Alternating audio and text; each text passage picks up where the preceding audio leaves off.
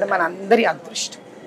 అంటే హైదరాబాద్ పార్లమెంటరీ నియోజకవర్గంలో దాదాపు ఒక 10 ఎన్నికలను చూసుకుంటే అంటే 4 దశాబ్దాల పాటు ఎంఐఎం ఇక్కడ ఒక కంచుకోటగా కొనసాగుతుంది.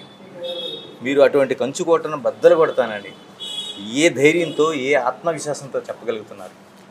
ఇన్ని ఏళ్లుగా 40 ఏళ్లుగా వాళ్ళు ఏ అత్యాచారాలు చేస్తున్నారో, ఏ మోసాలు మీద వాళ్ళు వాళ్ళ భవంతులు కట్టుకున్నారో, ఏ అధర్మం మీద వాళ్ళు సామ్రాజ్య పాలన చేశారో, ఏవైతే అటు హిందువులకి ఇటు ముస్లింలకు ఇద్దరికీ అన్యాయం చేస్తూ ఆ నిజాలు బయటికి రాలేదు. ఇటువంటి నిజాలు బయటికి వచ్చాక ఆ పునాదులు కదలడం తప్పదు. ఆ పునాదులను కదిలించే దాయిత్వమే నేను తీసుకున్నా. వాళ్ళు చేసిన మోసపు రాజకీయాలను బయటికి తీసుకురావడమే నా కర్తవ్యం.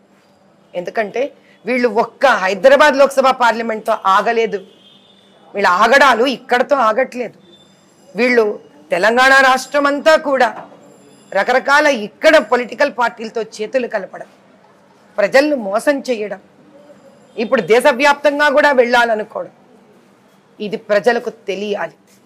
ఎందుకంటే ఓటు వేసే ఒక ఓటు హక్కుదారుకు ఏంటి వాళ్ళ హక్కు? నిజం తెలిసి ఆ తెలిసిన నిజాన్ని ఆధారంగా వాళ్ళు ఓటు వేయాలి. కానీ ఆ నిజమే వాళ్ళకు తెలియనప్పుడు వాళ్ళు మోసంలో ఓటు వేయట్లేదా? నాకు ఓటు వేయమని నేను ఈరోజు ఎప్పుడు ఎవరిని అడగను. కానీ ఓటు ఉన్న హక్కుదారుడు ప్రతి ఒక్కడు నిజం తెలుసుకొని ఓటు వేయాలి, నిజానికి ఓటు వేయాలి, ధర్మానికి ఓటు వేయాలి. మరి వాళ్ళ వరకు నిజం చెప్పగలిగిన ధైర్యం ఎవరికి ఉంది? ఎవరికి? ఆ పని నేను చేశాను. మాధవరావు గారు, మీరు ఒక కీలకమైన అంశాన్ని